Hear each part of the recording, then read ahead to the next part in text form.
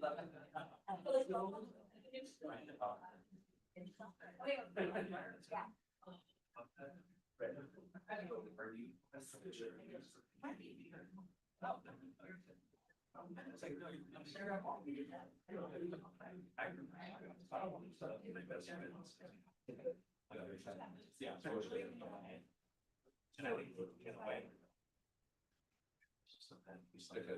us know. Yeah, right. Yeah.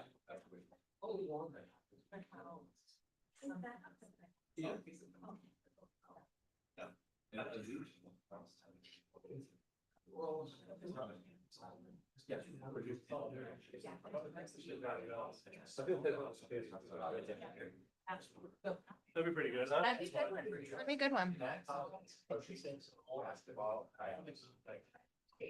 Ways to rapidly hear it.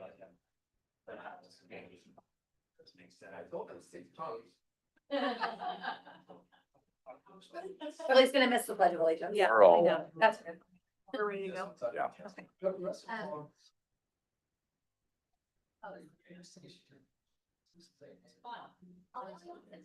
Hey, are you ready?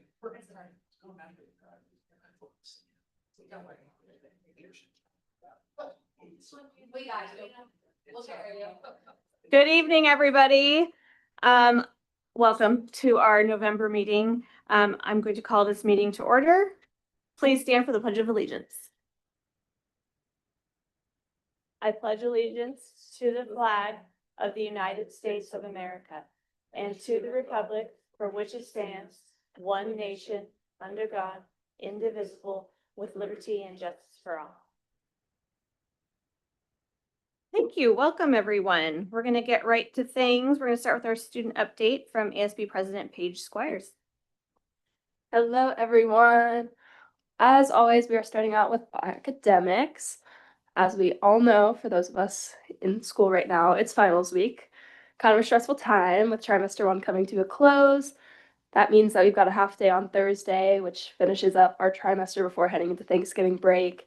It's honestly really nice that this trimester is finishing up before the break. I feel like it's allowed me to feel more prepared for my finals compared to previous years. So that's been a really great improvement for this year. We're going to jump right into arts. As I've heard a few of you talking about, Hadestown performances finished up. It was a really amazing show. I was able to go watch. I'm glad that some of you were able to go and had so much fun. If you weren't able to go, keep your calendar open for the next show, The Importance of Being Earnest. That's going to be occurring over Valentine's Day weekend. The Drama 2 performances also finished up. They also went amazing. The 4th graders had a great time coming to watch them. Band has also been doing well in their competitions. They placed 2nd overall at state a few weeks ago, and their percussion score was the highest in the entire competition. Choir and the Mixolydians you saw last school board meeting have also been working really hard to prepare for their first performances, which is the tree lighting ceremony. They also have their first concert, their winter concert, on December 9th. And then band has their winter concert coming up, which is December 11th. Moving into activities, Sherwood High School had our most successful Cancer Awareness Week yet. We raised over $7,000 for Weston, an 8-year-old in our school district. We were able to go out into our community and ask everyone for help raising that money. It was a really great show out from our school and the community as a whole. We also sent some of our student council members to visit Dornbecker and learn about the hospital and what we are supporting with our large Bowman pageant fundraiser, which we are hoping to raise over $40,000 for through our team's participation. Bowman pageant is such a large event at Sherwood High School, and I'm really excited to see it start kicking off. We raised just under $40,000 last year, so we're really hoping to match or beat that. We also have another blood drive coming up. It is hosted by Langers, but as always, it is planned by our SHS blood drive coordinator. That's December 4th. Shifting into athletics, fall sports have all wrapped up now. Football played a great game against Grants Pass in the first round of playoffs. Cross country represented really well, girls earning 4th place and boys earning 5th place at state. Girls soccer also made it to the first round of playoffs, and boys made it through to the second round. Volleyball as well made it through to the first round. Cheer also hosted a competition this weekend, competing only in the game day category and doing amazing. And starting today, winter sports have officially started. They are now preparing for their upcoming season with both tryouts and practices, with games and meets starting in December. Moving on, we do have our Sherwood Middle School leadership here with us today. They're going to talk a little bit about their program and involvement within the school, so please welcome them.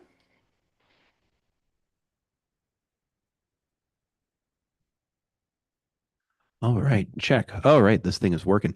Good evening, Dr. Downs and members of the Sherwood Board of Education. My name is Michael McCann. I'm one of the band directors at Sherwood Middle School, as well as one of the leadership teachers at Sherwood Middle School. Tonight, I'm joined by a few of my leadership students who were instrumental in planning our yearly Veterans Day breakfast. The Veterans Day breakfast is one of our keystone events at Sherwood Middle School. It's one of our proudest traditions that we hold yearly. Each year, we invite veterans from our community to share stories with our students, connect with each other, and for them to be honored for their service and their sacrifice. Nope, nope. Maybe. There we go. Our program featured performances by our choir under the direction of Ellie Mason and our advanced band under the direction of Casey Crane. 170 choir students gave a stirring rendition of our national anthem, and the band performed the service songs of the armed forces. Veterans stood to be recognized while their branches were performed, while their songs were performed. As I found here in Sherwood, our community really is the backbone of everything that we do. And our event would not have been possible without the support of local businesses and organizations. From the copious amount of coffee donated by Starbucks and Ziggy's to the beautiful flower arrangement by Petal Patch Flowers and Meadow Flowers, our community came together to honor our veterans. We also want to thank our local outpost of the American Legion and the Springs here in Sherwood for helping us send veterans from our immediate outside school community so that we could partner them with students from around the school to share and learn from their experiences. And at this time, I would like to invite my student representatives up here to talk a little bit about the student perspective of planning the leadership or planning the Veterans Day breakfast. I'm going to introduce Leah Hill, who was on our decoration committee. She has some artifacts that she's going to share from planning. And then I'm going to introduce Georgia Helmick, who helped plan the registration and the registration of the event, as well as Addison Siebers, who is our featured speaker at the event. Hello. I was on the yes. I was on the table decoration committee. We were in charge of planning all the decorations for the tables and arranging them in the commons. So as you can see, I have up here the plans that we made for the decorations on the table and the arrangements in the commons. So we have all of the we have the plans for the tables set up with the plates and utensils and the centerpieces all planned out. And then we also drew up a diagram of how the tables would be arranged in the commons so that during the actual setup, everyone was able to look at these and just know exactly how to place so that they were able to help. Being part of the planning of this event was a really cool experience. I was able to help plan the event, help set up for the event, and participate in the event with different things. And it was just a really cool experience to see how it all came together with all the decorations and all the people attending and everything that went into the planning. And it was just a really cool experience. Hi, I was on the registration committee, and basically what we did is we were in charge of all the data, making the name tags, stuff like that. We started up making name tags, giving off flyers to the people who had the Adopt a Veteran program. And once the day came, we were quite busy when it started. There was a lot of people. So what we think we'll do next year is we'll do kind of an airport setting where people go in one at a time to each area, so it's easier to get into the area. So it was pretty busy. That's mostly what we did, and we had teachers help us to get the name tags too because there's so many. But it was pretty fun, and I think it'll be fun next year too. So,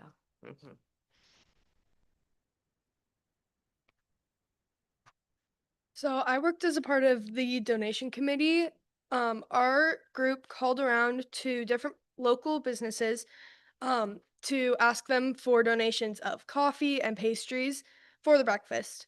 We got coffee from multiple places, but when we sent in the emails and the donation forms for the pastries, we didn't hear back from any places.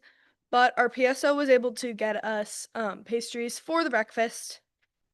So also, I was spoke at the event, and it was really cool to be able to see how everyone liked the event and how everyone was like reacting to everything. And it's been really cool to go to each of the veterans breakfasts in my time at the middle school, because I've been able to learn the importance of Veterans Day, and like um uh, and to see the importance for recognizing our veterans in the community. Um, it was a really cool experience to be able to help plan it and set up at the event. And We welcomed over 115 veterans from our community into SMS, and with the help of these students' work, we hope to welcome even more in next year and continue making this a proud event that our community can look forward to each and every year. At this point, I would like to open it up to questions from y'all for either myself or my student representatives. I don't have a question for you guys, but thank you so much for coming tonight and for speaking. I know it's hard to come in here and chat with all of us, and we really appreciate your work. It's one of our favorite events. Obviously, we all went this year because we love that event. And I walked around and talked to so many veterans as you guys were scurrying around preparing for them, and they were so impacted in such an amazing way to be invited to be there. So many of them said, I couldn't believe I got a call from my grandson to come, or they'd show me their uniform or talk to me about the job they did when they were serving. And it was just really, really cool to see how touched they were. They said that they didn't know of any schools around us that did anything like that. And it was just really an honor to them to be invited. And I thought it was an honor to have them all at our school. So thank you guys for doing that and serving them. It was really cool. Yeah, I just have a quick comment as well. As a veteran, I have been to that breakfast for years, well before I sat here, way back in Penny Psalm's time. So it has just gotten better and better every year. You guys did such a great job. It is so appreciated. Some of the vets that are in their 80s and 90s, you saw them. That's a real time for them to talk to young people. And you may not really realize how much they do really appreciate that. Because if they're there to talk to people. So keep talking. You're doing great. And I hope it keeps continuing to grow. It's a great tradition. Thank you. I just want to say thank you for coming tonight, as Vice Chair Hawkins mentioned, and we really appreciate hearing and listening to a little how this comes to be, because as you know, when you get to plan the event and rehearse and practice and then actually pull it off, you know what that takes. And so I'm just impressed by your level of detail and kind of the heart you had behind it as well for that morning. That was really impressive. And you had a lot of friends with you. And a lot of students were participating. And oh, by the way, we were like having school at the same time. Like, how cool is that for you and for us? And so thank you for coming tonight, and thank you for your leadership in our leadership class. Thank you so much. Yeah.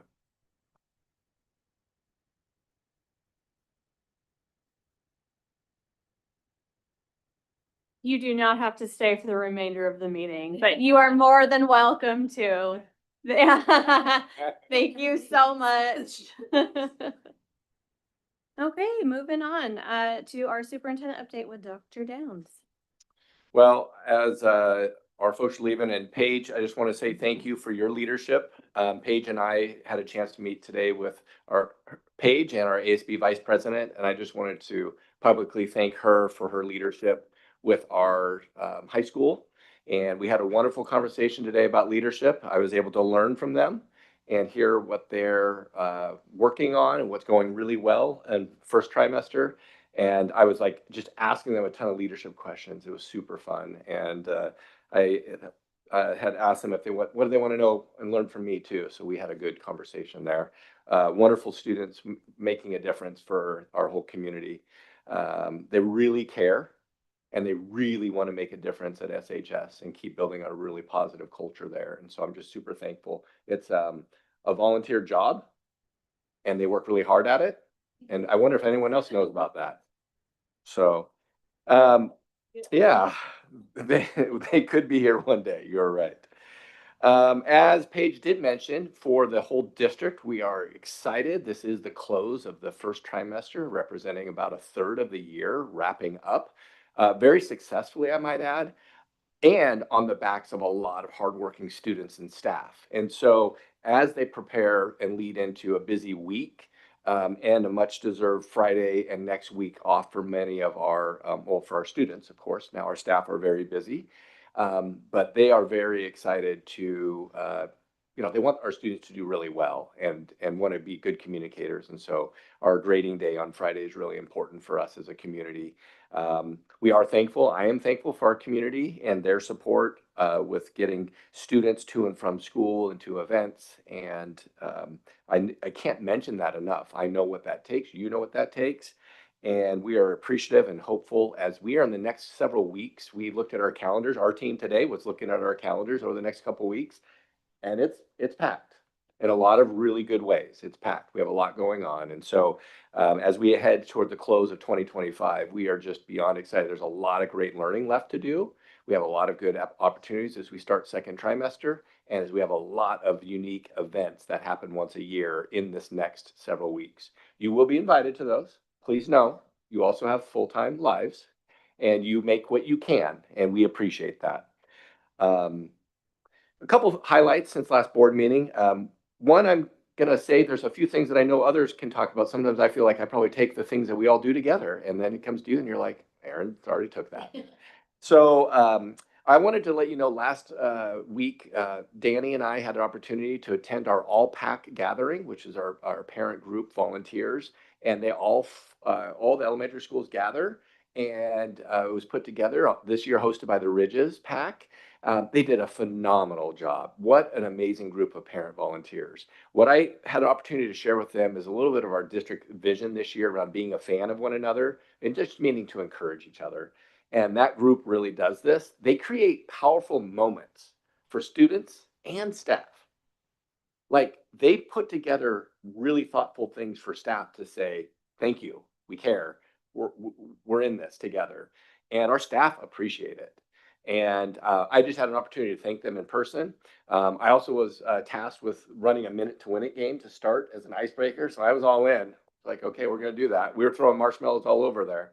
So it was really fun. And it was also nice. Danny offered just strong connections with our team. We care deeply. We want to support them and their volunteerism. And so it's such a great group. And I'm thankful for all their hard work. They're creating moments for kids that they look forward to the entire school year. So I also had an opportunity to, and the pleasure of representing Sherwood in a lot of different arenas, including state and county conversations. And so we recently just had our all-day, we had a retreat with the county and regional superintendents, where we go over the yearly service plan, which will be coming to you later in the early spring, that the ESD puts on. And that's our partnership and things that we do with them. But we also talk big picture. We have state leaders that come, and we are able to, as a county and a region, share cares and concerns, successes, and much more together as a superintendent group. And I plan to, in the new year, continue to bring you things as it becomes more pertinent and more timely. I plan to bring you some updates for us of maybe things that are going on in the state. We are right now in this real early stage on some things. You're going to hear from Mr. Bennett here in a minute on some financial update.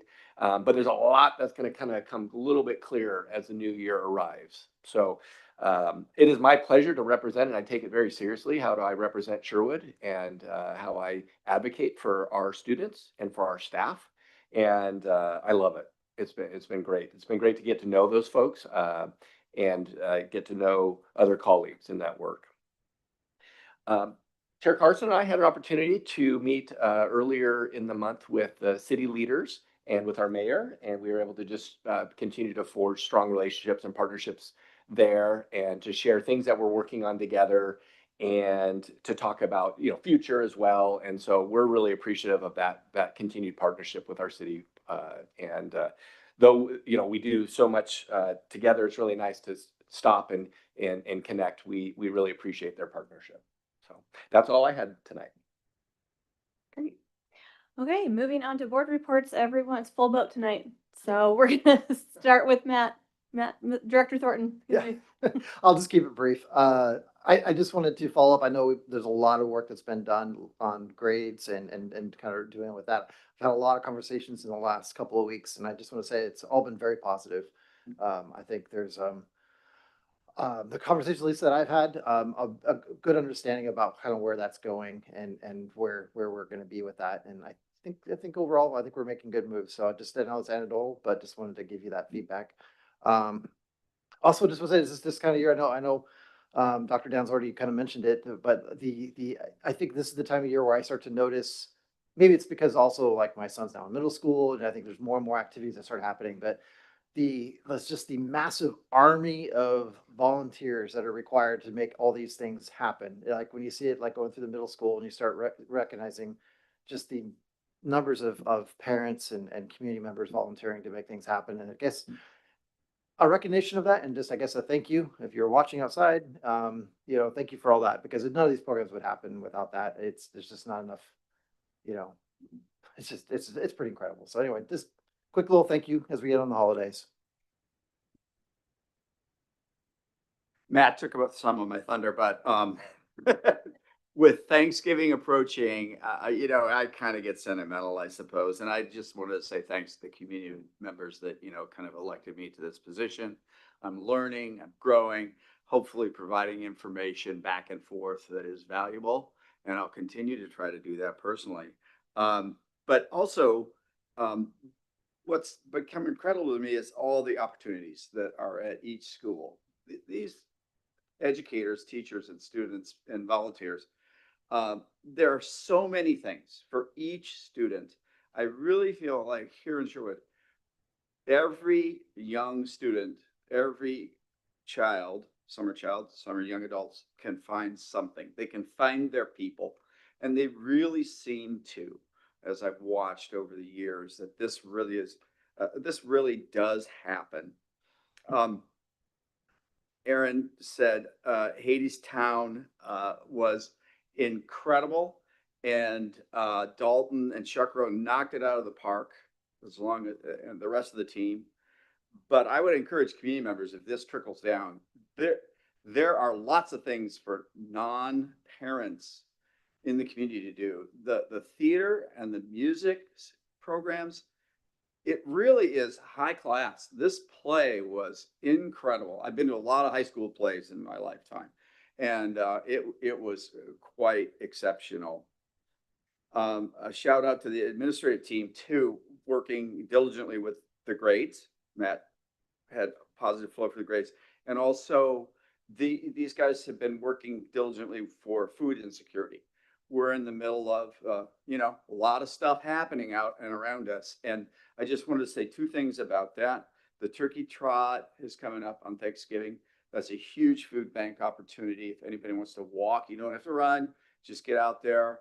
And it's wonderful. It's been here forever with the Edie's. I don't know who's going to take it over when they leave. Somebody, if you want to, take it over from the Edie's. And that's for the food bank. And as well as we have some real interesting programs for the backpacks and food for the young people in the schools, as well as the YMCA. 9:30 every Wednesday, there's a food bank. So pass the word around. There are places to get food. Okay, thank you. Echo all of that. And then also wanted to add, apologies for being a few minutes late. I came straight from third grade girls basketball practice. And so I'll just announce basketball season is here, and gyms all over Sherwood are being scrambled for by teams of all different ages. But one of the things that I want to give a special shout out to Matt, the high school girls basketball coach, and Raheem, the high school boys basketball coach.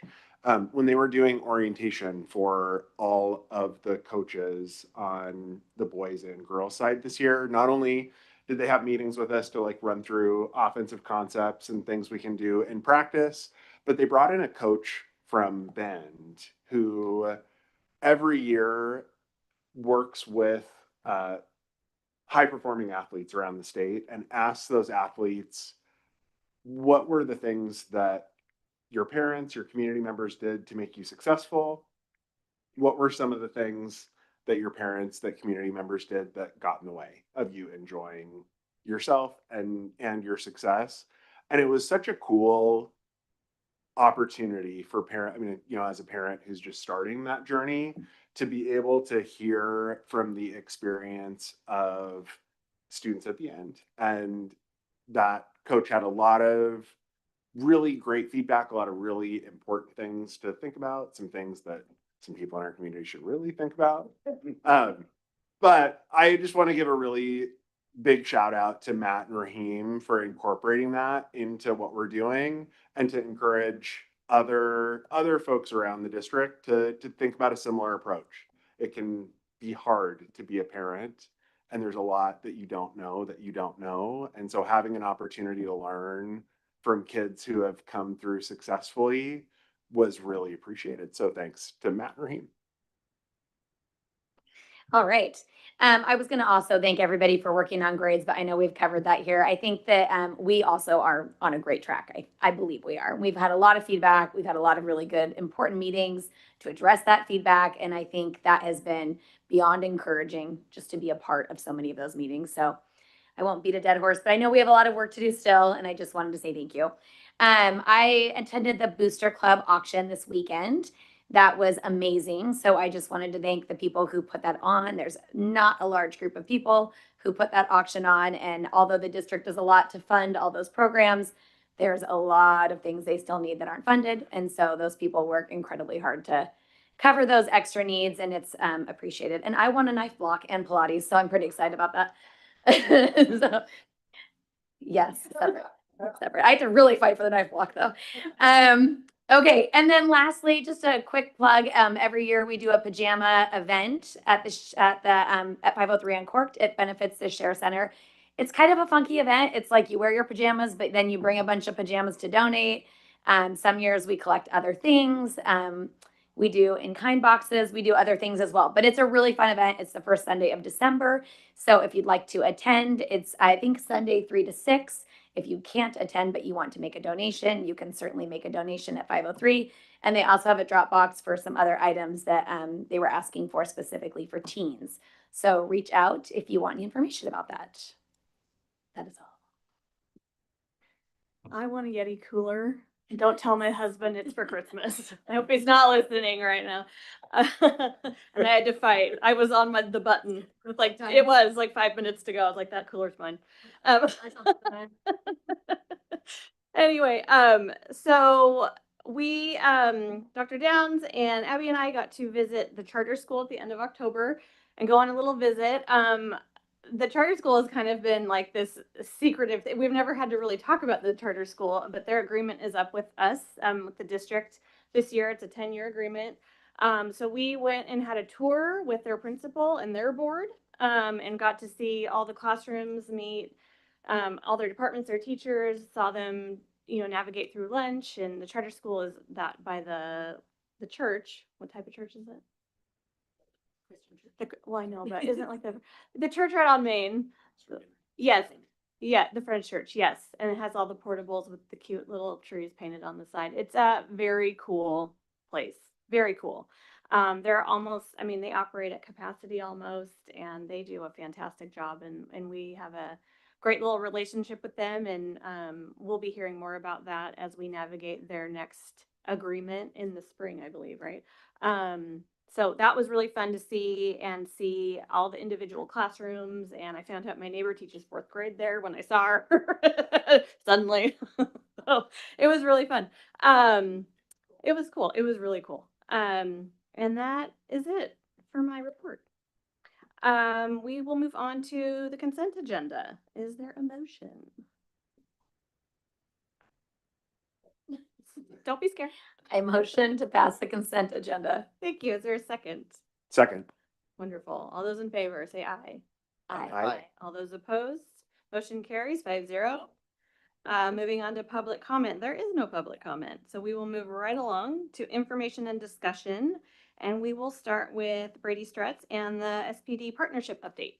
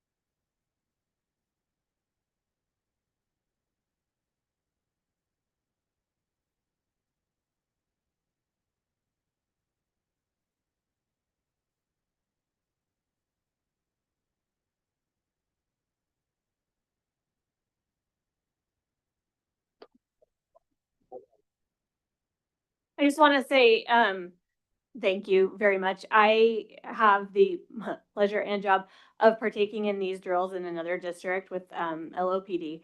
And these are very high level drills. and very real and serious questions come up during those drills, and they're very important. And something came up that we were talking about that we might implement based on a real drill, just in a partnership that I noticed something at my district and I said, hey, we're not doing that. It's really important. You are such a valued member of our community, and I can't even state that lightly. We love our SROs. Everyone knows them by name. We look forward to seeing them. I know that like when Wolfer's at the high school, if something goes down, he's on it. Same with Officer Newman at the middle school. We're very, very lucky and appreciative to have 2 SROs in this district. And we just want to say thank you very much for that. Yeah. Thank you. I want to just add, Sergeant Asa, thank you for coming tonight, as Brady mentioned, but I think I just wanted to let our board and community know and reiterate, like, they make us better, and their training and their care for students in Sherwood and families in Sherwood is truly impressive. And Sergeant Asa, your leadership with our SRO team and your guidance and care for them and their success helps them be what Chair Carson was just mentioning. They know kids, you know staff. That makes a difference. You come around the schools, you are saying hi to staff by first name. And that's what SPD does. And your leadership and Chief Hanlon's and others, we just are greatly appreciative. There are things that you've had to navigate this fall with us in a really great way, and you've been excellent communicators, and our principals and administrators are greatly appreciative too. So as we move and progress forward, I just think it was important to highlight our partnership and how much you guys make us better, and we are excited to just work alongside you. We're glad that you can have fun with us too and come do fun events and have a great time and come, speak in classes and coach out of the kids. That's the fun times. And we're also thankful for this training that you're doing and leading with Brady and our teams. That's just awesome. That's really needed and fun. Well, and what I will also say, the police department appreciates the relationship as well. It gives us an opportunity to work with everybody individually, each individual site administrators, and that allows us to work more smoothly because there are lots of ways.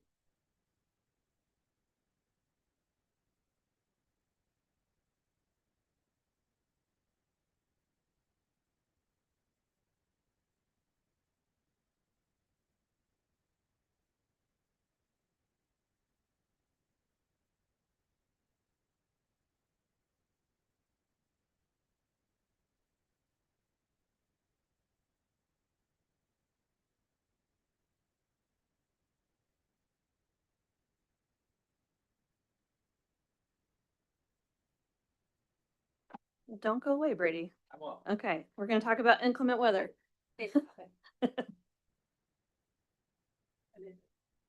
Thank you so much. Great. I wanted to give everybody a rundown of what we do to prepare for and respond to inclement weather as a school district. So this is the season where we do our prep and we do our planning and our training and our drills. And I just want to take everybody through kind of what that looks like for us as we make a measured, planned approach to every single inclement weather event that we experience. So again, our priority in all of this is the safety of our students and our staff and our community. And we hold that at the forefront of how we approach these. So anytime we can, if it's a clear decision the night before, we'll make a call the night before so that families know. If the weather's already bad and the conditions are forecasted to stay bad, we'll make the call the night before just so everybody can approach the next day with clarity and with information. If not, we have a process that begins in the pre-dawn hours. So starting at about 3 a.m., we have members of our transportation team out on the roads, and they're checking our bus routes for safety, and they're checking the conditions in town for safety. We want to make sure our buses can serve all of our areas, and we want to make sure all of our drivers can navigate in town. Our operations and facilities team is monitoring the conditions in our buildings and our building systems to make sure that whatever storm we're experiencing still leaves us with power, with water, and with heat. Our teams report our findings to Dr. Downs very early in the morning, and Dr. Downs gets together at 4:30 every morning where there is the threat of a weather event and consults with our neighboring superintendents. And that's an information sharing meeting where they discuss what all of their teams are finding, what they're seeing on the ground and in the hills. Yeah, it's our goal to get communication out as early as possible. We appreciate the grace that sometimes the unknown element of addressing these can leave us in, but it's our goal to get clear communication out via Parent Square as early as possible. And so I just want to remind everybody to look to Parent Square first for that communication. If you're wondering, oh, am I signed up right for Parent Square? You probably are. If you're getting those weekly newsletters, you're going to get our weather alerts. And so if you need help with that, please ask anybody at your school site or reach out to the technology department and we can support you there. We'll also post our message, our decision on the district website, and we'll put it out mostly for our local news affiliates on Flash Alert, but Parent Square is the place we really want people to turn to. Finally, again, we really take seriously the opportunity to have our kids on site as much as possible. And when their safety is in jeopardy, we have a process that we stick to and we take really seriously. And so we just want people to be really clear what that looks like and where to look for that information. But if we need to call a snow route or a 2-hour delay or a school closure, we'll do that and communicate it out. Anytime school's closed, we're also closed in the evening for all campus events. And so we want folks to be aware of that as well. Every once in a while, we'll be in school and things will be fine and a friend will move in unexpectedly and we'll need to call an early dismissal. We've all been through enough of those in our career to have a great respect for what those look like. And again, we're trying to get people home before there's any doubt as to the safety of the road conditions. If we have an early dismissal, again, we'll also close events for the evening as well. I think I just want to add, thank you, Brady. Before maybe any comments or questions that you have, it's that we'd like to let the community and you know and give a friendly reminder of the thought process behind this and the seriousness we take with this. You know, one thing that we do put into great conversation in those times, in those mornings, is we think about student drivers. We have a lot of student drivers, and especially getting to and from, you know, mainly the high school, but some of our elementary school. Kidding. It's only at the high school, I think. So our student drivers that are getting there, you know, we want to make sure that they're safe. And if we are hosting school, we have to keep that in mind. So sometimes that 2-hour delay allows us to say we think it's clearing, but we also will put out reminders to families to say it's a family decision if you want to drive your kid or not let them drive. That's great. That's your call. And I think I missed the first part. Were we going to have the board members at that early morning step outside and just make sure their area was there? We'd love that report by 4:15 a.m. Yeah. Thank you. So, many of you have been calling it the night before. Any comments or questions for us? Just so we all remember, how many snow days are built into the calendar typically this year? Yeah, we have 2 snow days built into our calendar. Okay. Yeah, it only takes like once to like call it like a middle of the day and then not get it right in terms of like you too late and it's coming down hard. Those are the worst ones. Yeah, the middle of the day is really hard, and one of the challenges is around our transportation. And then the other challenge that we have is depending on how early it is actually for our younger students getting family support at home, because you can maybe get a transportation home, but maybe there's no one there, or older siblings trying to get there, or parents are coming from Portland or somewhere. Like there's considerations that you have to take into account. So we really do not enjoy the middle of the day events. I just want to go on record. I don't enjoy any of these events.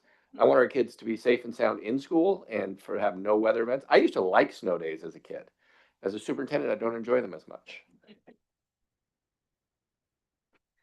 Thank you, Brady. That was great. A great reminder for what the Farmer's Almanac says is going to be a mild winter. So that's what I hear. See, no one knows. Farmers don't know. They don't know. Okay, moving on to Mr. Gary Bennett for our fiscal update. Okay, thank you very much. So it's November, which means it's time for a fiscal update. Each year in November, I come to you with this, and once again, so this report contains some good news and some things we need to pay attention to. We'll start with last year, then we'll talk about the current year, and then we'll look ahead a little bit.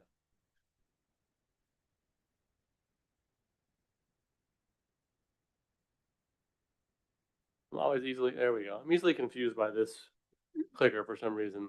So, some good news in this current fiscal year. So one thing you'll note on these slides is that the green is generally good stuff on these, and red is stuff that maybe wasn't so good. So just one key thing here on our ending fund balance. Into 22-23, we were at $945,000, less than $1 million, and that number was actually worse than that because the general fund owed the special revenue funds about $1.3 million.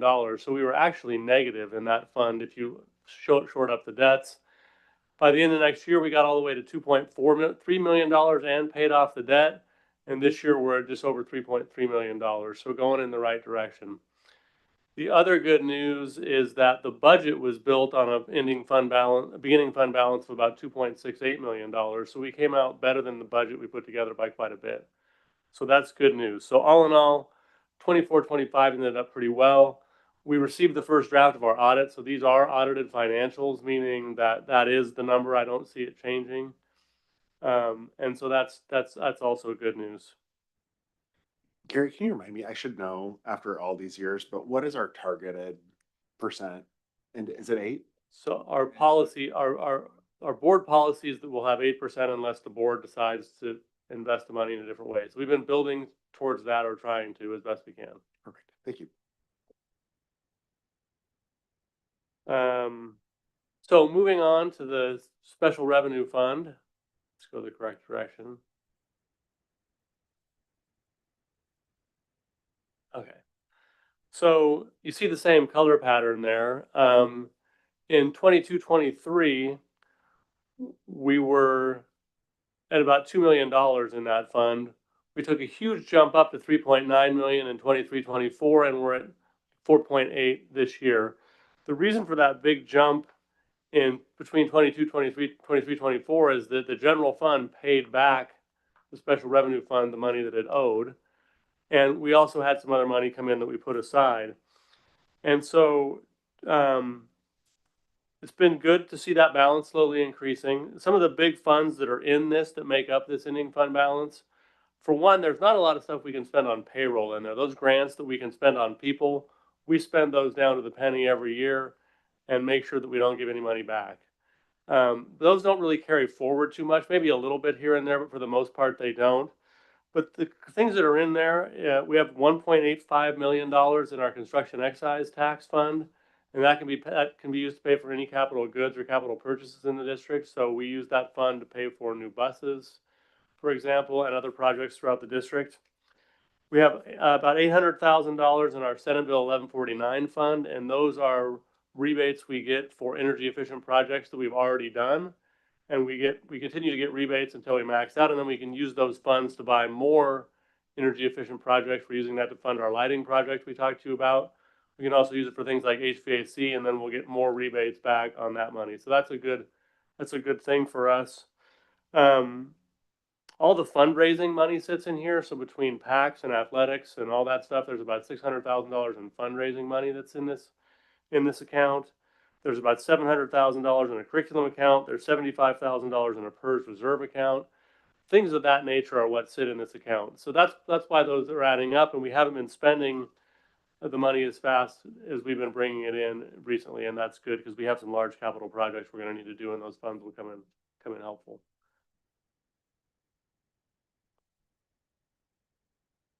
The next one is the debt services fund. This is it's always good when this is a nothing to see here fund. So this is the fund in which we pay back our bonds from. So our tax collections for our bonds come into this fund.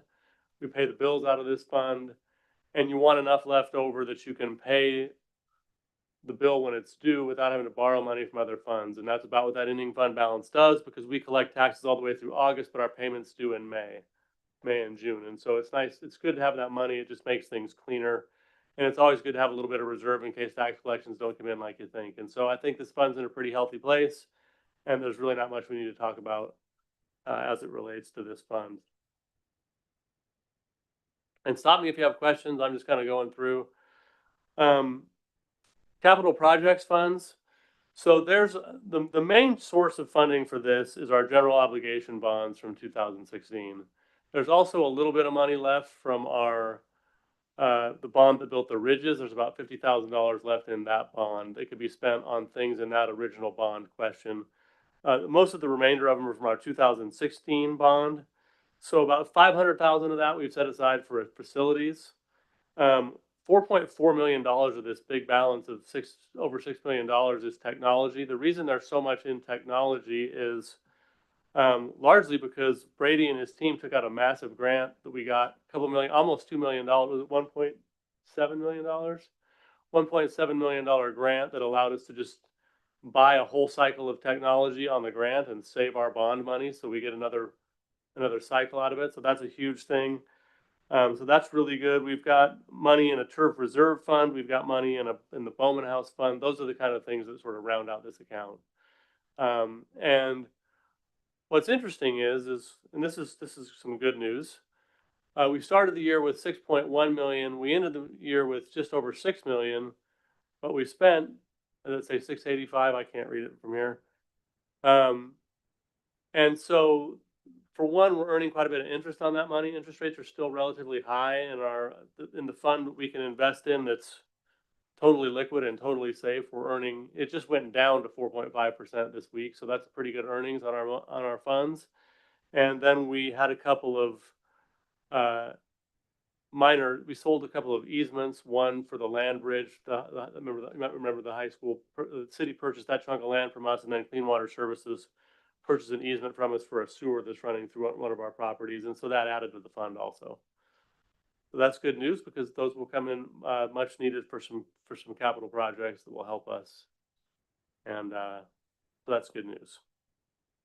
So that wraps up last year. So all in all, I would say 24-25 solid fiscal year. We're in good shape across the board.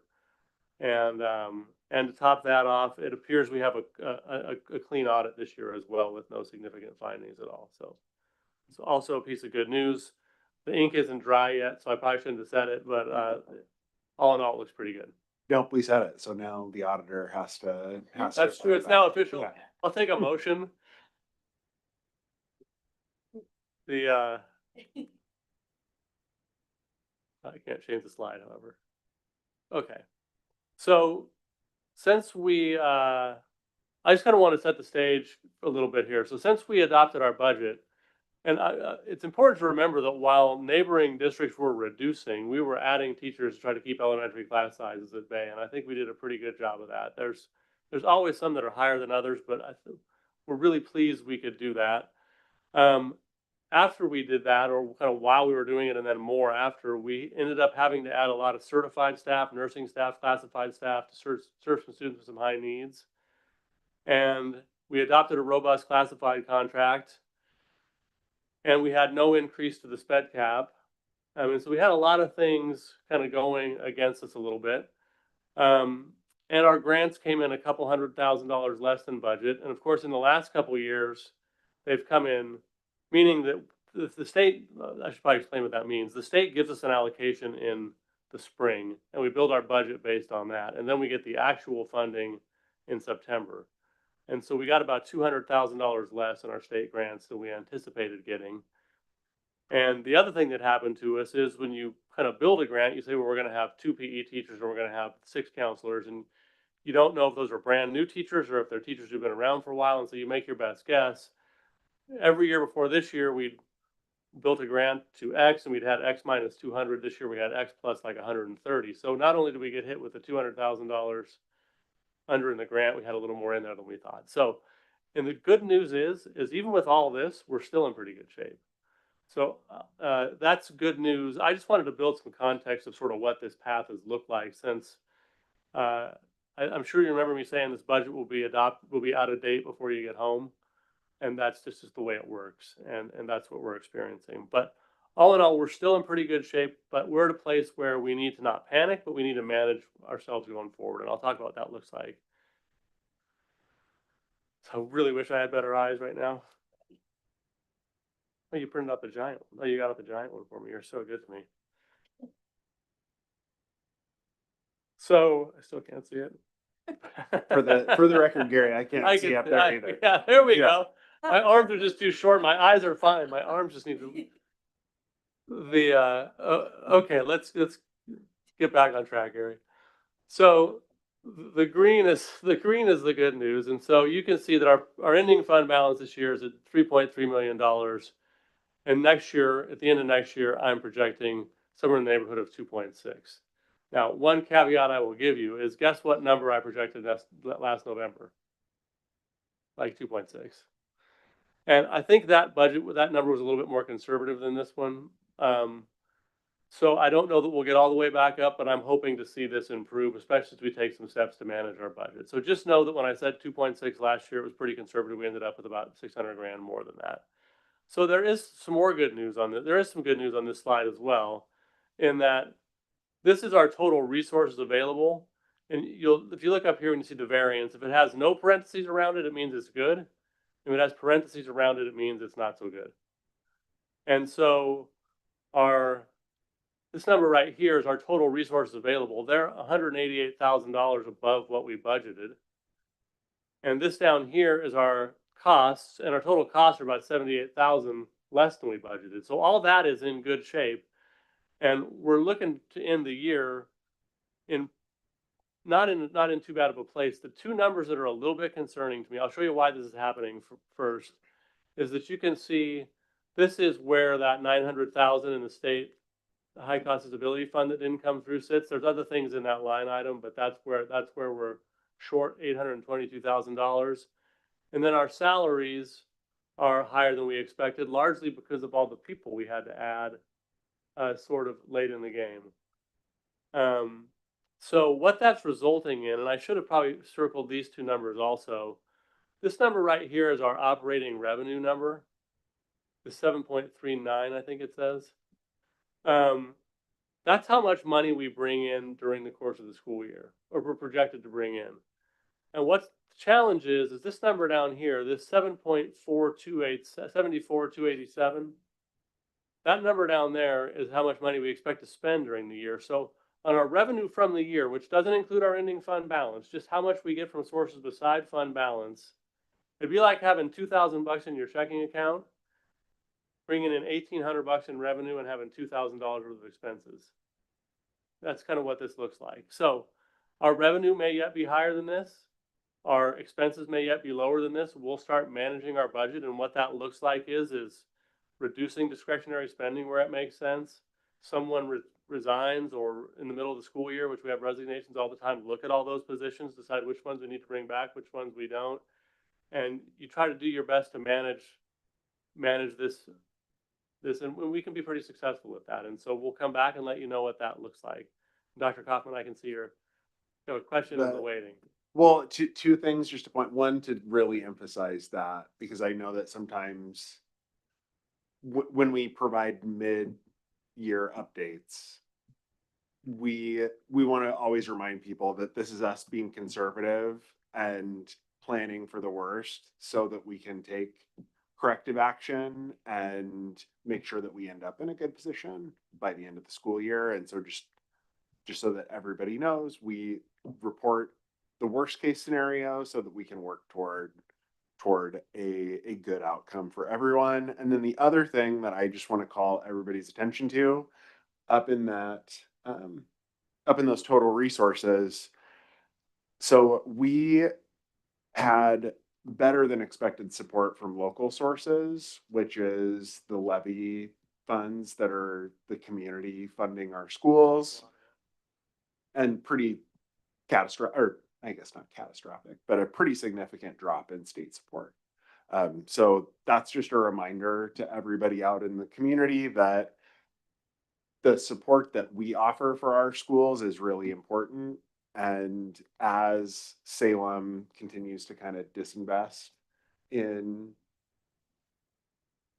education across the state, this is our opportunity to kind of take our future into our own hands and make sure that we're supporting the aspects of Sherwood Public Schools that we think are worth supporting. I just want to second that. You're seeing the levy work in action with that scenario. Absolutely. Because that's $8 million in local sources that wouldn't be there otherwise. So that's really important for people to hear, that the levy is an absolute lifesaver and so important to this district. That is the key to our success, really. And I'd have to look at the exact number, but I believe it's 51 full-time equivalent staff members paid for by the levy. It's 50 something. And that's a lot of people that did not have around our district. And it's more importantly, there's a lot of people that have around our district who are doing a lot of great work for our kids. And I honestly can't imagine doing the work we're doing without them. So that's sort of the state of affairs for the next couple of years, for this year.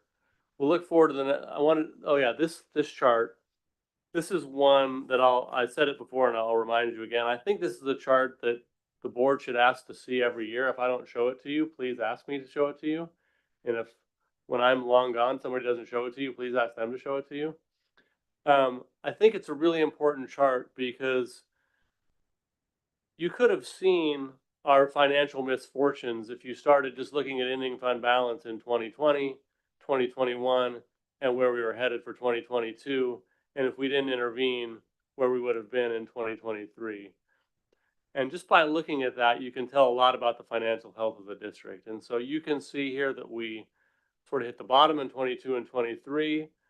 And then we've made a couple years of really good growth, looking a little bit lower. And the current projection this year, I'll keep you posted on how that improves. You know, that's based on 2 months of payroll, really, not because we really don't have a lot of payroll in July and August, and payroll is 85% of our budget. So, you know, we'll see how it pans out. But this is an important chart to look at because in one slide, they say a picture's worth 1,000 words. You can really get a sense of the historical financial health of the district with just this one slide. Questions about that? No, I just wanted to chime in to reiterate something I said before, just in case somebody sees this chart and gets worried about the downward trend in the line. This is us identifying that early so that we can take action and make sure we keep that line going in a positive direction. So this isn't necessarily where we will end up. It just is given the information we know right now. That's a conservative estimate of where we're going to end up. So hopefully we can work from there and end up in a better position at the end of the year. That's the idea is you start talking about this now, start taking action now, and hopefully that line just continues to improve over the course of time. So moving on to 27-29. I've got one more slide before then. So we're waiting for the November revenue forecast. That comes out on Wednesday of this week. That's a big one for us. The last one wasn't great. And we don't know what to expect from this one. There are possible reductions coming to the state school fund. I would say likely minimal, if any, this school year, but there has been talks that it's a possibility. I don't think that will happen. The state school fund is a sacred cow, and unless the revenue forecast is much worse than anybody's expecting, I don't think that they're going to take that drastic of an action. I think if we were going to see reductions, it'd be more likely next school year. But I think even given that, the legislature has $1.2 billion in rainy day reserve funds just set aside for schools that they could legislatively tap for this. And so I don't know what's going to happen, but it would seem like pretty good odds that the state school fund will stay intact, but there's no way to know until the forecast comes out and the legislature takes action. We just won't know until those two things occur. We do have cost pressures on us, however, that even without reductions to the state school fund, even if it stayed the same, our funding will not keep up with our cost increases for the next school year. The reason being is when the state they give us money for a 2-year period, and they give us 4% less in the first year than the second year. And so we'll get 4% more money from the state next year than we got this year. But when we see insurance prices going up 20%, electricity prices going up 20%, we've got labor costs going up faster than 4%. There's going to be some pressure on our resources, and we're going to have to plan what that looks like. And we'll have to see what that looks like. We'll have to see how our enrollment holds up. There's so many factors that plays into it. It's hard to project. If the state school fund stays where it is, I think we're talking about more minimal kinds of things. And if the challenge would be if we got the compounded issue. And again, I don't think that's terribly likely, but we just don't know. We just don't know. Any questions about that? I don't have a question about it, but I do feel like there was a lot of chatter this last month asking online about like, what is the district doing to plan for post levy? Like, what are we doing now to know that we're going to be able to afford our district when this levy's over? People got their tax statements, and they were like, this is a ton of money. And I think it's a tricky thing to have conversations with people about, because I personally, since I asked so many people to vote and support the levy, and I still stand by that, I know it's a lot of money for people. And it's hard when people say like, I don't know that I can afford this. You're pricing me out of Sherwood. It's a tremendous amount of money. Like, that sucks to hear that. You don't want that for anybody. And my bill was incredibly high too. And, I always tell people that, like, at the end of the day, we found ourselves in this situation and we decided that we had to ask the voters to decide what they wanted. Like, you can either pay and maintain what we have, or we cannot pay and completely change the face of our district. And I'm so grateful that they were willing to step up and do that. But just the hard reality is that we continue to get less and less money. And so there's really not a good answer to that. Like, I feel like on your level, you're doing every single thing every single year to like really count pennies and be so smart and resourceful. And still, with the levy, we can just like barely get there every single year. So I guess I'm not looking for like an answer to that question, but I want people to pay attention and understand just what we're working with, and that this is the reality. And when the levy's up, we will likely be in this reality that we have to make that decision yet again, unless Sherwood, doubles in size, or, we have all these massive businesses moving in that create tax structure. I mean, there's only so many ways that we receive income. The only revenue sources that we control are, we don't control the levy, the voters control the levy, but at least the Right. community has that within its locus of control. Right, Other than that, it's like how much we charge for our facilities, right, and how much we charge for pre-K, right, and those are like minimal amounts of money. right. And we don't want to charge our community a bunch of money most of our rentals go to the community, and we keep those prices low. And so, yeah, I think that is the reality we're in. And I'm grateful for the people who are putting forth those resources out of their pocket, because even with levies, all of our surrounding districts were just cutting. And the fact that we're adding teachers to keep class sizes as small as possible is a real gift. And I think, I hope people see that as being a good thing for the money that they've invested. Right. Find the value in it. Mhm. Yeah, me too. And I think the reality of preparing for a levy, I think the only way you would do that would be to save the tax money you're collecting now for a rainy day, which I don't even know what that, it's a hard thing to prepare for the end of a levy. Right, right. Yeah, and I think that's what I just explained to people too, but I hope Yeah. that they're paying attention along the way Yeah. and understanding everything that goes into building a budget, where the money is spent. And, we're not a for-profit company, so we don't have a lot of places to bring in extra revenue. And unless our state structure changes, it doesn't really give us a lot of opportunity. It doesn't. And I think when I think about preparing for what I've seen in my education career has been we invest in these programs, revenues fall, we cut these programs, revenues go up, we build these programs, revenues fall, we cut these programs. And the long story there is you never get a program with any legs to it, because as soon as you get it off the ground, you have to cut it. Right. And so when I think about this, and when we've talked about this as an exec team, it's how do we maintain sort of this level of funding? There's always going to be waves, but how do you keep the waves like this instead of these huge oscillating things where you can maintain your programs and build on things. And so I don't know that that's preparing for a levy, but I think that's preparing for the long term and the midterm and the short term, all sort of with the same strategy. And so that's how I'm thinking about it. You know, oh, go ahead, sorry.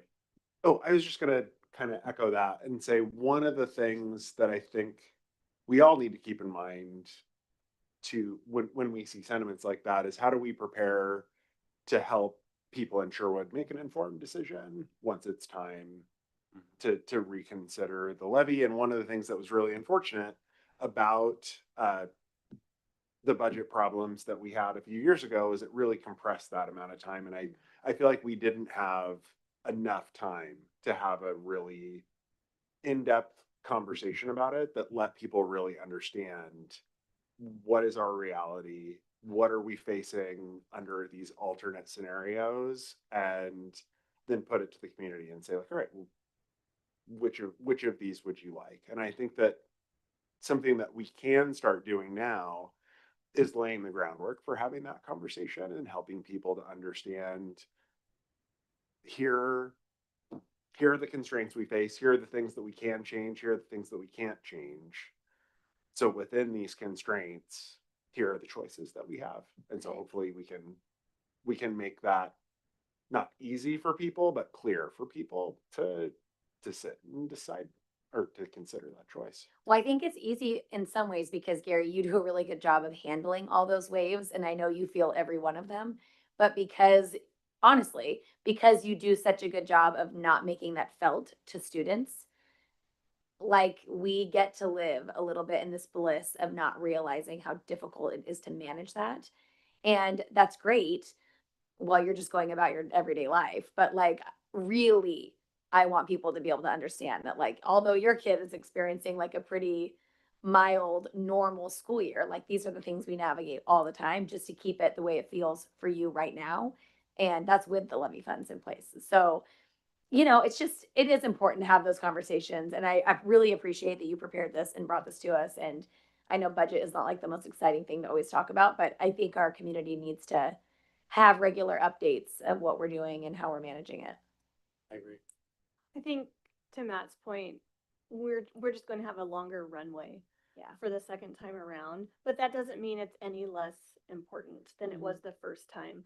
And I think people got on board because of how scary and dire it was at the time. And that's all well and good, but that scenario has not changed necessarily. We're more comfortable, but we still have to maintain that funding. And we'll just have a longer runway to be able to get to the community and talk to them about what they want to do. But I also implore everyone to look around to the other districts. They all implore a levy, and it's how you manage it. I don't know where anyone would go if they moved out of Sherwood because they would just walk right into another levy in a district right neighboring next to them. So I think we're doing a tremendous job. Gary, you're doing a tremendous job managing this levy because there's so many eyes on it because it's so new and we're doing it. You're doing amazing work. Like we're the only district that didn't cut necessarily around us. I don't think people talk about that enough, truly. Like that's a really big deal. So the levy will come again. We will talk about it. We will put it to the voters. It's still vitally important for this district, and I don't want anyone to think that it's not. So. I think I just want to add that I appreciate the conversation and I appreciate the thoughtfulness because we too have had conversations with, you know, community members and whether it's at events or who reach out or who we initiate conversations with, especially during, you know, the tax season, you get your bill and it's a little bit of understanding that, what does this mean? What, I didn't know I was paying for that. I didn't know I was paying for that. So we do appreciate that. And thanks to Gary and his leadership, I just wanted to say my vision for that long-term, like just building on the excellence that's in this district is the concept of stability. There are a lot of things outside of our control. And we will be asking the board to help us advocate at the state level in a different way than we've done before, in a good, healthy way, but we're there. Because the instability that we see and feel around us by friends and colleagues in other districts is real. the strain that in the press that we are feeling to prepare and keep doing a good job of maintaining that stability is real. And so our commitment and desire is for that concept of stability, because that, I think, propels a community forward. And it doesn't mean it's easy. It doesn't mean that there aren't tough conversations, and kind of, questions. That's good. Those are healthy. And we have a long time before we get there, but I think the runway is a little longer, but it's still really, really important. And I do appreciate when we talk to other colleagues and friends near us. I'm learning from them, talking with them about what they're experiencing, and folks with levies that have passed levies for several years, cut 75 teachers this year. Another cut 51, another cut 45, all with levies that they've had for over 20 years. And that doesn't, you become, that they built a system that was working for them, and now they had to readjust that. And those are, friends of ours and neighbors of ours. So anyway, I appreciate the conversation. I think, and appreciate Gary and his leadership, but also our whole exec team and our administrators. Like, we are all in this work. We care, we lean into it.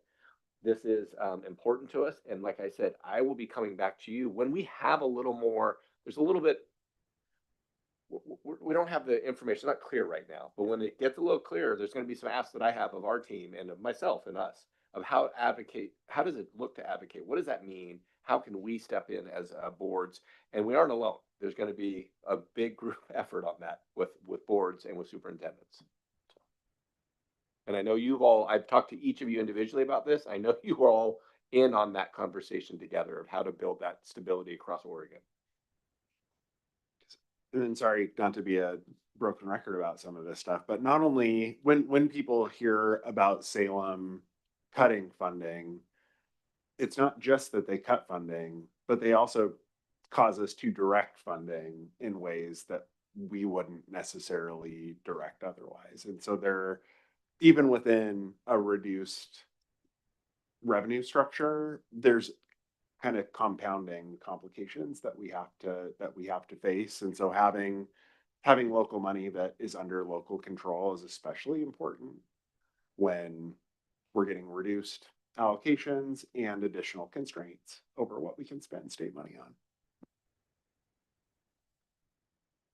Thank you for that. That's all a good segue into the next slide.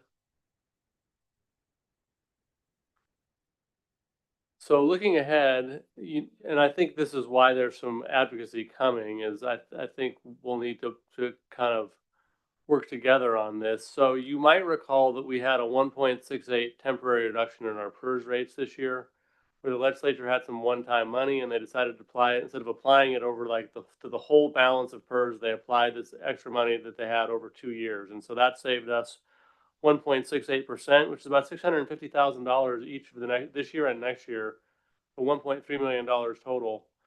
So significant money, and that was one-time money. So that goes away next year. So that's either the legislature is going to have to replace that money, or it was one-time money. We'll just leave it there. There's also a little bit more complex thing, which I'll give you just a little bit about now, and I'll come back with some more information on it. But most districts in the state, not most, I think 100 districts in the state, took out back in the early 2000s a side account, what they called a PERS side account. And what they did, and it saved this district several $1 million, so it was a smart thing to do. What they did was they went out and they borrowed money in the form of a bond. They took out a bond and they paid it back. They took that bond money, the proceeds from the bond, and they gave it to PERS. And they said, PERS, you invest this money, in hopes that PERS was going to earn more on investing the money than they borrowed the bond for. And then that money that we gave them, plus the savings in rate, they would use to offset our rate and lower our PERS rate. And then we would take the lowered PERS rate and pay back the bond. And it makes sense how that worked? And so it's a great plan, because PERS did earn significantly more than we borrowed the money for. And almost every district who did this has come out way ahead. The challenge that we're facing is those side accounts are about to expire, meaning that we're going to pay off the PERS bond, the side account's going to go away, which means the rate savings will go away. And we're not in a rate environment where our financial advisors, and I would tell you the same thing based on what I know, but the people who are truly experts, rates on bonds are too high relative to the forecast earning rates for PERS to make the risk make any sense. So we'll monitor that situation. If that changes going forward, I'll come running to you. And I'll walk. I'm staying calm. We're not doing big waves. We're doing little waves. I'll walk, but we'll watch that. But it's not going to save us in the next 6 months or 2 years. It's going to be well, it might, but we don't know what rates are going to do. It just depends. So more to come on this topic. There's a little bit more complexity to it, which I'll get into when I have more information and we have more time. And you know what? Growth is honestly our best path going forward. If we can grow kids in this community and have strong economic growth in the state, that really helps us. And so our enrollment seems to be doing pretty well. So let's hope that holds up and it starts to grow. And fingers crossed. And I'll give you more information when I have it. Any questions? Thank you, Gary. All right, thank you. Inspiring and depressing. Yeah. Yeah. What he was aiming for. Yeah. That's where he shines. And I've done it. And I've done it. I'm kidding. I'm kidding. I'm kidding. Where I like to have. Yeah, I know. In Gary's defense, that's on every accountant's business card. Suspicion statement. Okay, we're moving on to high dosage tutoring with Marlene Carroll.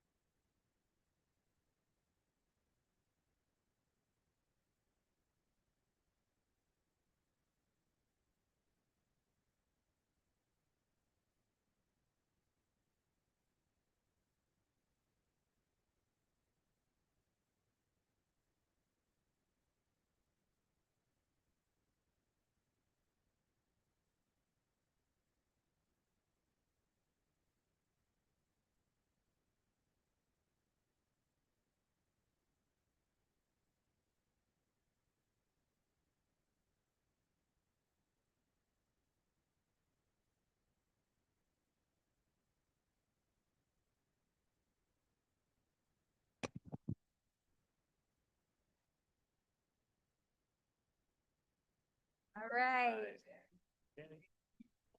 She's done it again. Thank you, Dan. All right. Good evening. We're excited to talk to you all a little bit about high dosage tutoring. You've heard a lot about it, and tonight we'll dive into the details of what this looks like. Okay.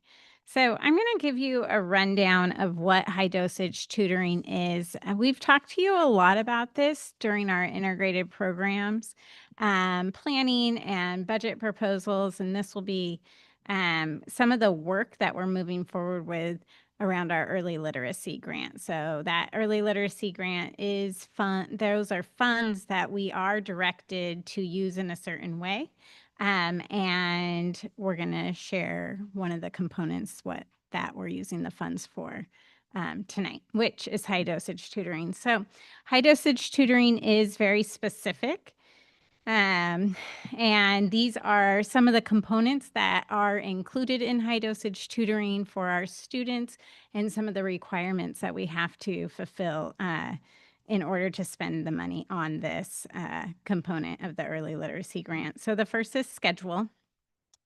We have to provide high dosage tutoring either in the school day or in after school or before school. So we have a little bit of parameters around a schedule. The frequency and duration of high dosage tutoring is every student who is a part of this program, they have to receive the tutoring support at least twice a week, and it has to be over a 10-week period.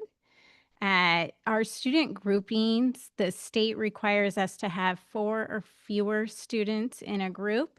The research suggests that 3 is ideal. And so we're going to target 3 students to 1 adult, essentially, or fewer.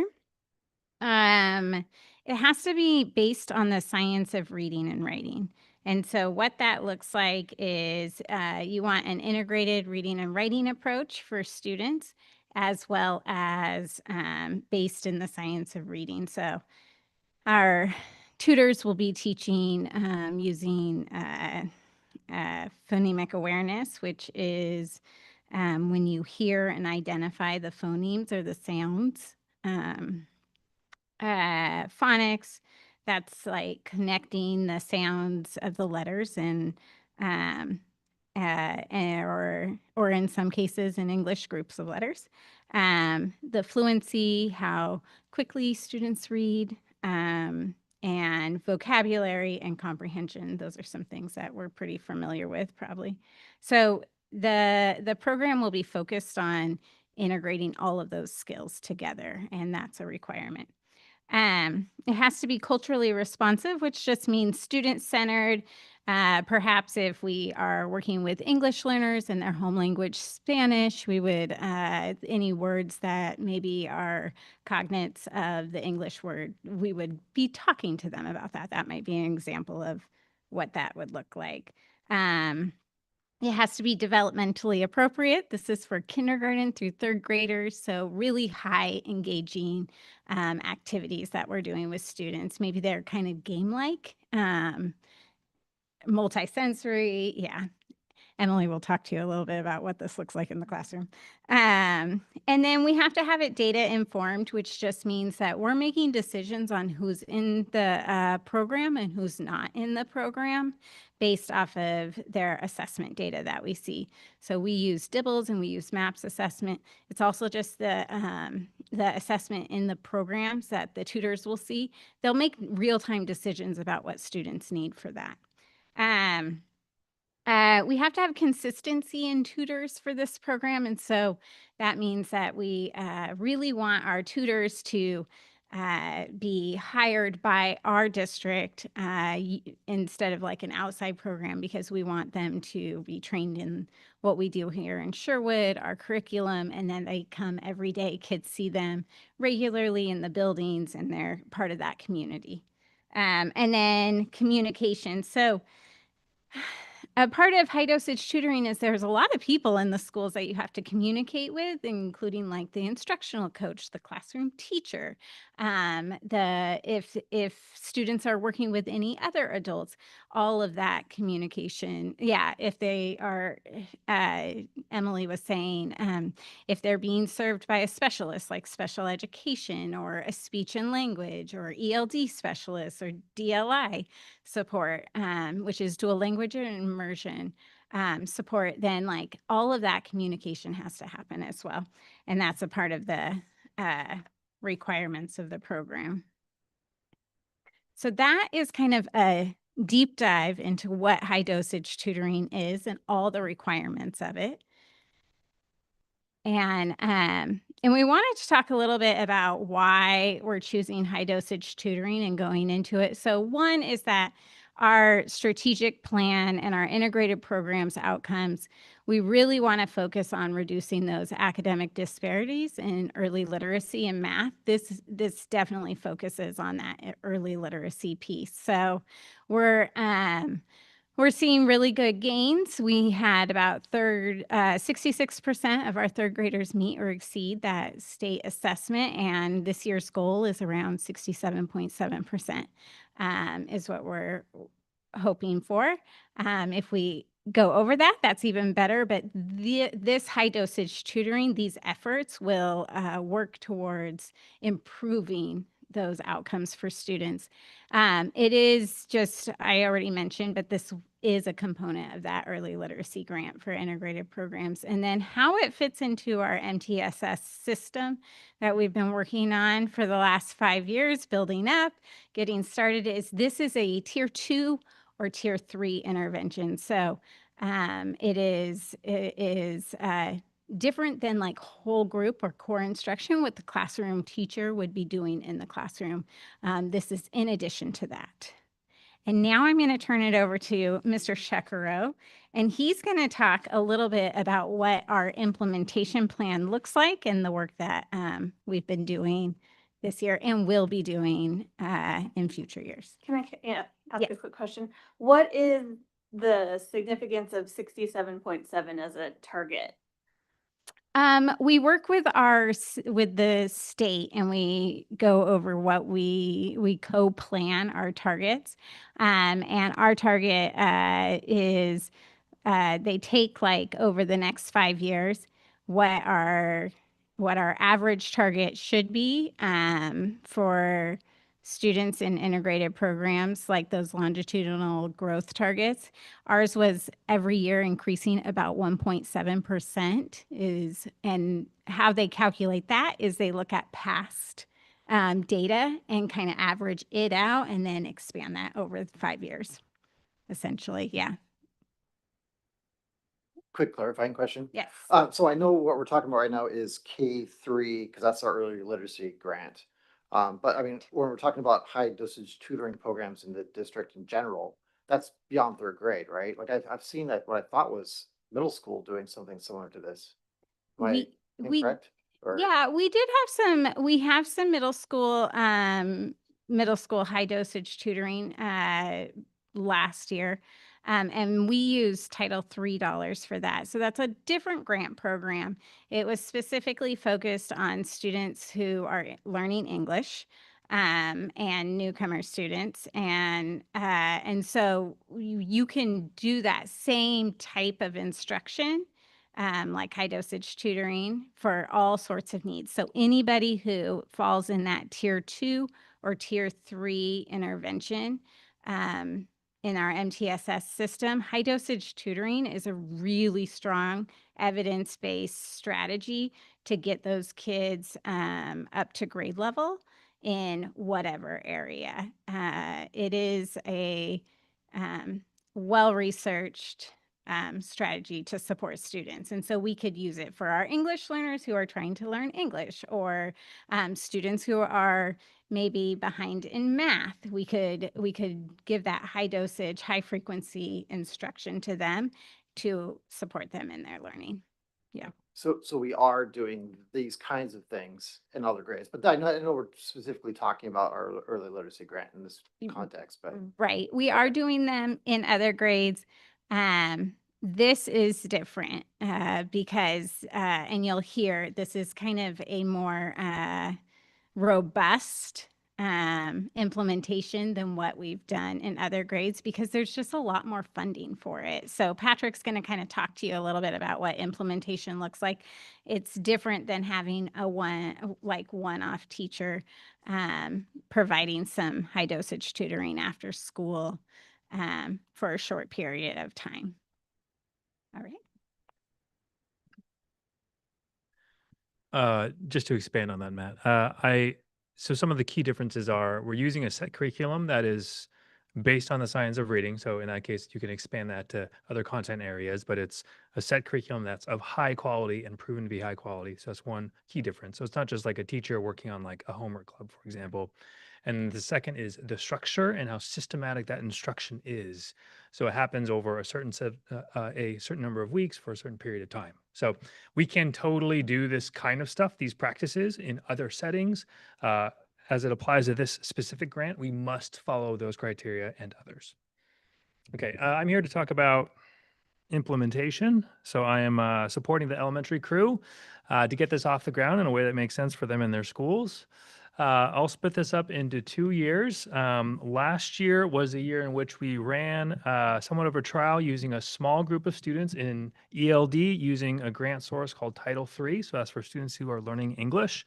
And so we tried the model out with that specific set of students using high quality materials. And then we are learning lessons from that to then implement as we scale out this year. So that's the theory, that's the idea.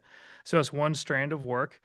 Some key lessons learned through that small trial is small groups really do matter. So that is both in terms of the amount of attention that you can provide to any individual student, but also how targeted that instruction can be. Once you get to 4, 5, 6 students, you are naturally spreading out the needs of those students. If it's down to 1, 2, and 3, then it's much more targeted. Another is frequency and consistency matters. And so that is both a function of how we design the schedule, but also the time in which we offer that. So after school can be really convenient because you're not taking away from another content area, but often that schedule is more interrupted because of after school obligations. So it's a trade-off. We're looking at different options this year, like maybe right before school time, because a lot of families can drop off at 7:40 instead of 7:45, and we could sneak in a good 30 minutes and then off you go. So that lesson came from last year's trial. Also, targeted tutoring. So that goes back to my previous point of high quality instructions administered systematically. So it's not a homework club. So the importance of that and the emphasis of our selection this year, that came from last year's trial as well.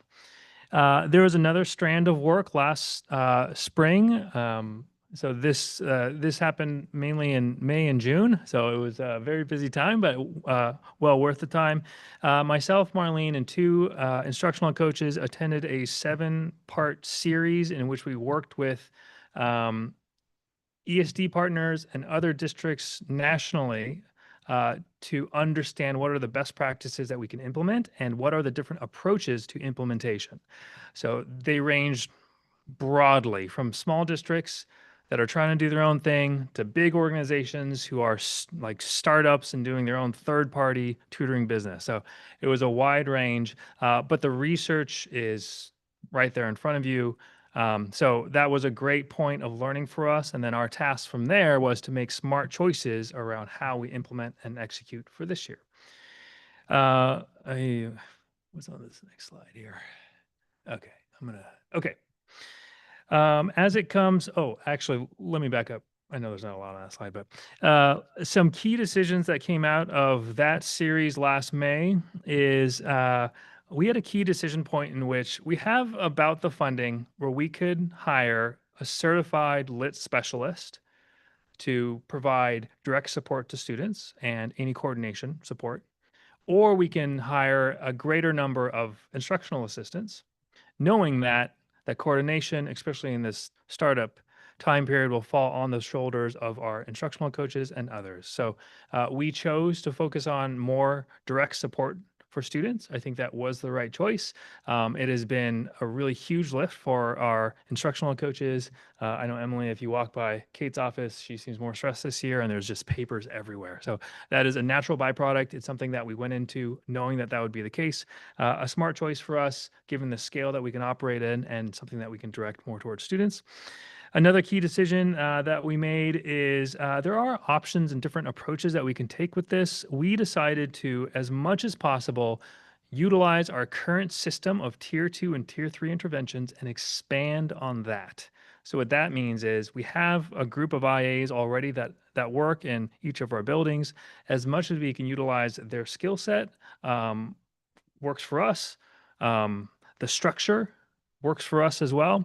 And then it serves some other benefits in that as we develop this system, it enhances our current system as well. So as we do more training, we build capacity with our staff members, especially our instructional coaches and our teachers, and then that can transfer into our existing structure that we have now. So we see that as being a dual benefit rather than, for example, hiring a third party and they bring in their own tutors. Okay, those are key decisions last May. This year has been really busy. So a few key things that we've done this year are based on the amount of our grant. We decided to allocate those following number of hours per building. It's based on school size as well as fall achievement data in K-3 literacy. So we can see there, Archer Glen 4 hours, Hawksview 14, Middleton 6, and Ridges 12. We had a decision where we weren't sure if we wanted to focus on 1 or 2 schools or go to all 4 schools. So for example, Archer Glen only having 4 hours, we decided it's smarter to do this work collectively, even if it's a small number of hours. So again, kind of the idea of let's build capacity along the way. We identified a curriculum So it's science backed and it's synced in with our broader work that we're doing. So that was a part of the selection process is, does it work with our current intervention that we have now? Noting that in some cases, some students might be working with one curriculum one day and another day. So we want to make sure that those two resources sync up really nicely. We feel really good about it. Just some operational stuff as well. Job descriptions and job postings, those are up. If you know anyone who wants to be a high dosage tutor, please have them apply. We don't have a lot of applicants. We think maybe it's because they think this is a specialized position. It is, but we are offering training. And so if they feel like they are qualified, they're to be a instructional assistant. If they like working with kids, this is a great position for them. We've been reaching out to the library. We also plan on reaching out to anyone who applied to the gen ed role that you can absolutely apply for the high dosage role as well. So just a little plug, please apply. We're looking for great people. And then we're planning to launch January 12th. And so our instructional coaches are planning on a 2-day training to onboard all of our new tutors, and then we hope to get the ball rolling from there. This spring will be really important for us. Because that will also help inform our next year's, if there's opportunity to scale this out, then the lessons we'll learn from this year will inform next year as well. Okay, are there any questions, by the way? I have one question. How many Sure. positions are you hiring for? So it varies. The positions range between 1.5 hours and 4 hours. So the posting is posted as a range, and it's posted at any of our 4 buildings. So it's not building specific at this time. And so that's a part of what we're trying to figure out now is what makes the most sense in regard to the type of positions that we offer. There are restrictions to what this person can and cannot do. So they cannot do like recess or lunch duty, for example, and that's a common part of the schedule. So it does have some restrictions. So we're trying to understand what's the best way to post those. Yeah. Yeah. And dual language, correct? Like some are dual language, obviously. Okay. They could be. Yes, they could be. So Patrick, is that allocation per building, that's hours per day? That is hours per day. And that might be split up in different configurations, like 2 4-hour positions and 1 3-hour position, for example. Yeah. Yeah, I was thinking when I saw it pop up in our Hawksview newsletter, that just the way it was written was kind of confusing about what exactly the Yeah. commitment was. So maybe Oh. there's a way to clarify that and then share it out Interesting. better on our community pages. Eh, You know what I mean? Because I remember I read it and I thought, I wonder if you just Tuesday through Thursday, like, is it Is one that of the those new? days? Is And that's it? the newsletter article that went out just this last Thursday? Yeah, Oh, interesting. yeah. Okay.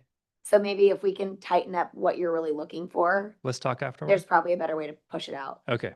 That's good to know. Yeah. Yeah. Thank you. Okay, great.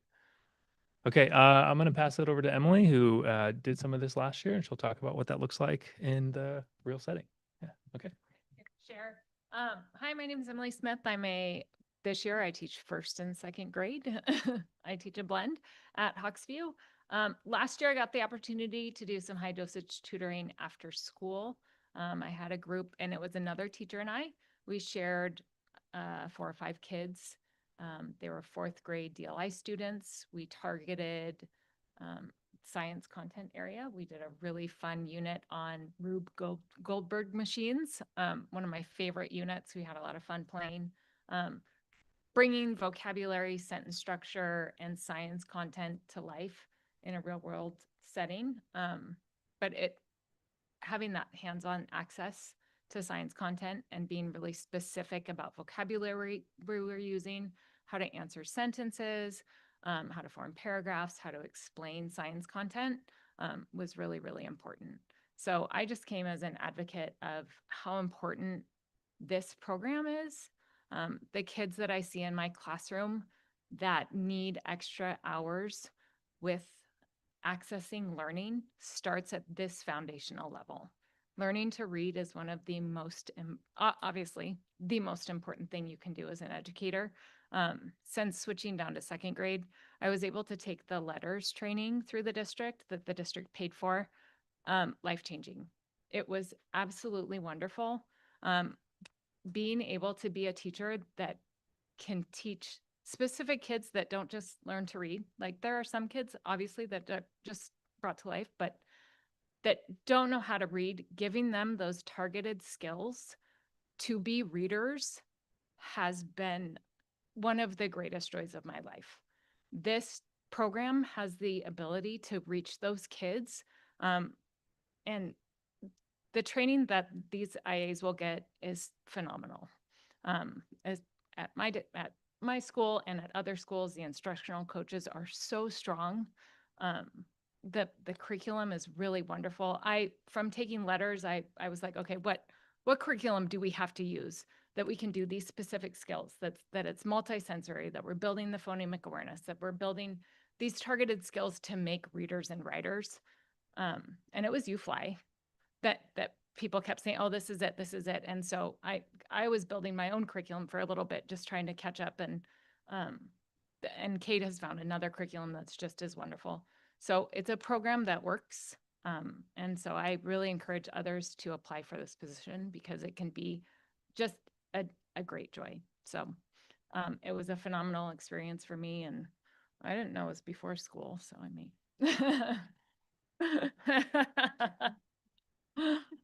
But yeah, so it was really fun in the classroom, and I look forward to seeing more and more kids impacted by this really great program. So thank you for applying for the grant, and thanks for carrying that through. So anything else? Any other questions? Any other questions? Beth? No, but we thank you for staying so late. Yeah. And hammering through with us. Much past my bedtime. I know. Thank you. Okay, great. Thank you.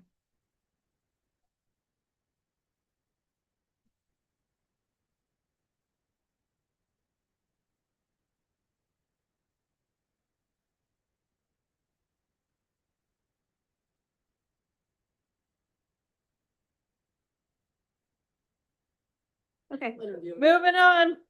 We're gonna go to our action items for our OSBA elections. We're gonna clunk our way through this like we do every year. Okay. I'm gonna go through and read all of these, and then we will vote on all of them. If that is what you desire. Okay, on to the first one. I move that the Sherwood School District Board of Directors vote yes for Tristan Irvin for OSBA Board of Directors position 16. Is there a second? That's you, girl. Second. We're not second. Yeah, you are. Oh, do you do them all? Yeah, she's gonna demo. That's the one where we had a choice. No, that's No, the Hans took care of it. okay. All right. Thank you, Hans. All those in favor, please say aye. Aye. Aye. All those opposed? Motion carries 5-0. On to the next. You're not on the right page. You're not on the right page. Oh, yeah. Okay. I move that the Sherwood School District Board of Directors vote yes for Nancy Thomas for OSBA Board of Directors position 20. Is there a second? I second. Thank you. All those in favor say aye. Aye. All those opposed? Motion carries 5-0. I move that the Sherwood School District Board of Directors vote yes for TJ Johnson for OSBA Legislative Policy Committee position 15. Is there a second? Okay, motion dies. Moving on. I move that the Sherwood School District Board of Directors vote yes for Melissa Potter for OSBA Legislative Policy Committee position 15. Is there a second? I second. Thank you. All those in favor say aye. Aye. Aye. All those opposed? Motion carries 5-0. I move that the Sherwood School District Board of Directors vote yes for Becky Timchuk for OSBA Legislative Policy Committee position 16. Is there a second? I second. Thank you. All those in favor say aye. Aye. Aye. All those opposed? Motion carries 5-0. Last one. I move that the Sherwood School District Board of Directors vote yes for Crystal Weston for OSBA Legislative Policy Committee position 20. Is there a second? I second. Thank you. All those in favor say aye. Aye. Aye. All those opposed. Motion carries 5-0. That's it, folks. The next meeting of the board will be on January 12th, 2026. Everyone have a happy holiday season.